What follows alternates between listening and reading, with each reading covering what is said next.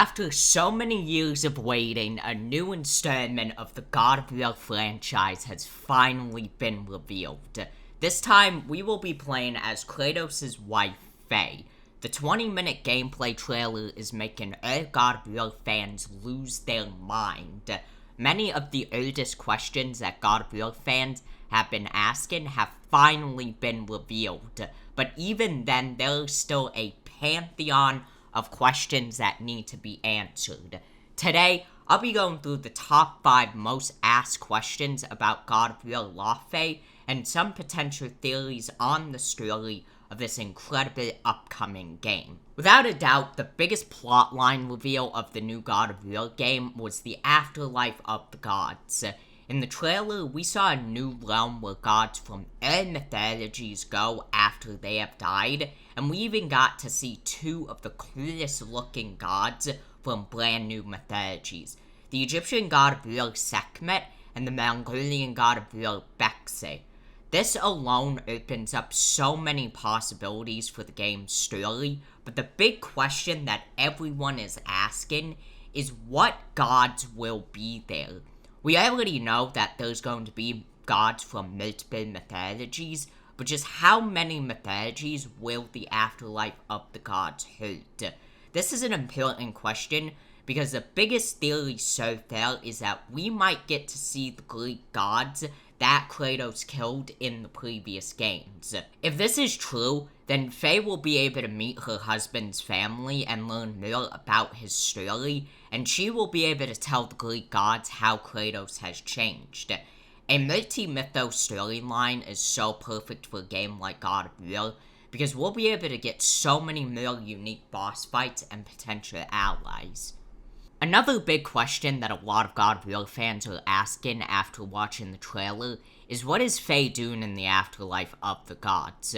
From what we know of Faye so far from previous God of War games is that she isn't a god, but a giant of Jotunheim. Given how Faye is welcomed in the afterlife, it's safe to say that she's not supposed to be there, along with a lot of other deities. The trailer does give us some clues as to why Faye is there, but not enough to draw any final conclusions. Faye mentions multiple times that she was planning something that involved her death. However, now she needs to escape the afterlife and get back to Kratos and Atreus. If there's another mask, their path isn't safe. This leads to another big question, which is, what is the mask? One of the biggest plotline mysteries of God of War Ragnarok was Loki's mask and the lift on Asgard. From what we were told by Odin, the lift was a glimpse into the god's origins, and the only way to view into this lift was by wearing the mask. Feels like knowledge. Truth. All truth. All the answers.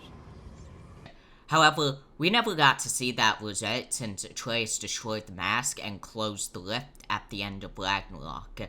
Now, big reveal that we got in the new trailer is that there are multiple masks like the one shown in Ragnarok, and Faye knew about one of them.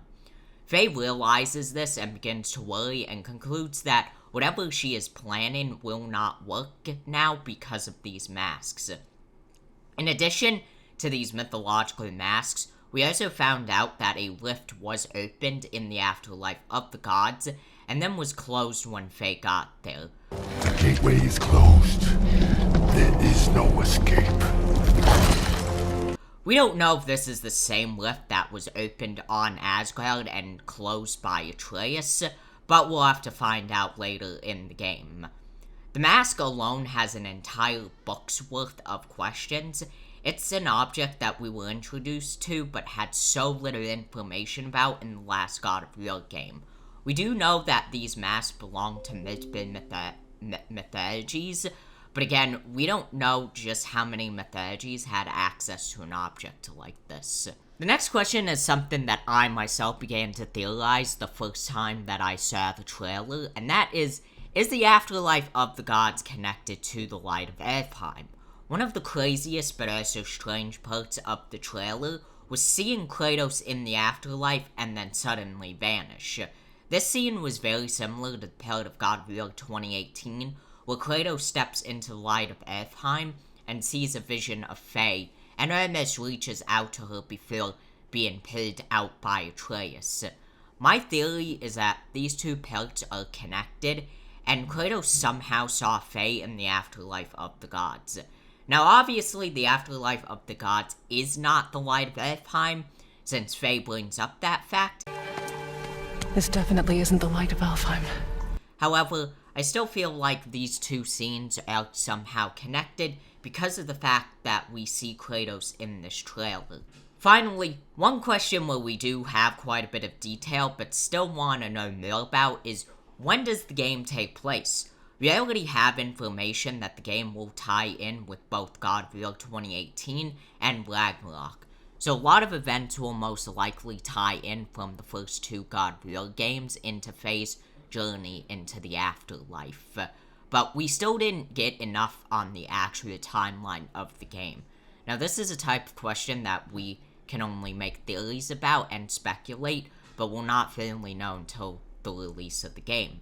But it's an interesting thought since it ties in the other questions that fans are anxiously asking. I just have to say, this is one of my most anticipated games of the year so far. I cannot believe Santa Monica Studios just dropped this out of nowhere, and I don't think people realize just how many possibilities this is going to open up for the God of War universe. I am so excited for it, and I hope that Santa Monica Studios just blows us away with it.